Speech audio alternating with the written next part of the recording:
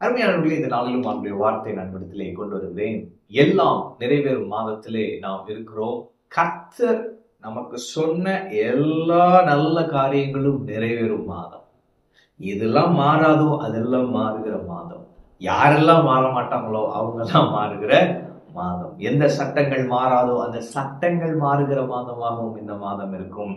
உங்களுக்கென கர்த்தர் சொன்ன காரியங்கள் நிறைவேறும். ஆமென். இன்னைக்கு ஒரு காரியத்தை நம்ம பார்க்க போகிறோம். என்னன்னா, சத்துவமில்லா காரியங்களில் கர்த்தருடைய வார்த்தை அப்படியே நிறைவேறும். அது என்னங்க சத்துவமில்லா காரியம்? எனக்கு பலனே இல்லை, இந்த காரியத்தை செய்கிறதற்கு இனி எதுல எந்த பண்றதுக்கும் எனக்கு பலனே இல்லை. ஆனா நான் சொல்லுகிறேன், கர்த்தருடைய வார்த்தை, சொல்லப்பட்ட கர்த்தருடைய வார்த்தை நிச்சயம் நிறைவேறும். ஆமென். 2 நாளாகவும் 20 ஒரு சம்பவம் எழுதப்பட்டிருக்கிறது. யோசபாத்துக்கு விரோதமாக அநேகர் கூடிக்கொண்டார்கள். நீங்க அதை பாத்தீங்கன்னா தெரியும். 20ஆம் அதிகாரம் முதல் வசனத்துல பாத்தீங்கன்னா, மோவா புத்திரரும் அம்மோன் புத்திரரும் அவர்களோடு கூட அம்மோனியருக்கு அப்புறத்தில் உள்ள மனுஷரும் கூட யோசபாத்திற்கு விரோதமாய் யுத்தம் பண்ண வந்தார்கள். ஒரு யுத்தம் பண்ண வராங்க. இவன் ஒண்ணும் செய்யல. அவன் ஜெபத்துல கூட பாருங்க, அவன் சொல்லுவான், நாங்க செய்த நன்மைக்கு தீமை செய்யறாங்க. அப்ப இந்த இஸ்ரேலைட் செய்த நன்மைக்கு அவங்க தீமை செய்ய வராங்கன்னு ஜெபத்துல சொல்றான். ஒருவேளை நீங்க அப்படி சொல்லலாம், நான் உங்களுக்கு ரொம்ப நல்லதா செஞ்சேன், என் உள்ளத்துல கூட அவனுக்கு நான் தீமை நினைக்கவே இல்லை, ஆனா அவனும் எனக்கு தீமை செஞ்சுட்டு இருக்கான். இன்னைக்கு ஆண்டவர் உங்களை சந்திக்கிறார்.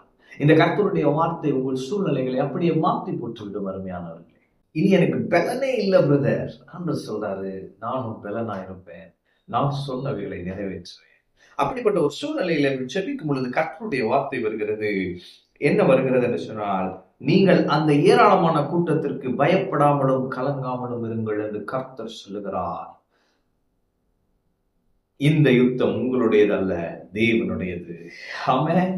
அப்ப நீங்க ஆண்டவர் உங்களை பார்த்து இதே வேர்டை சொல்றாரு. உனக்கு முன்பாக இருக்கிற அந்த ஏராளமான கூட்டம், உனக்கு முன்பாக இருக்கிற அந்த ஏராளமான பிரச்சனைகளை பார்த்து நீ கலங்காதே, பயப்படாதே.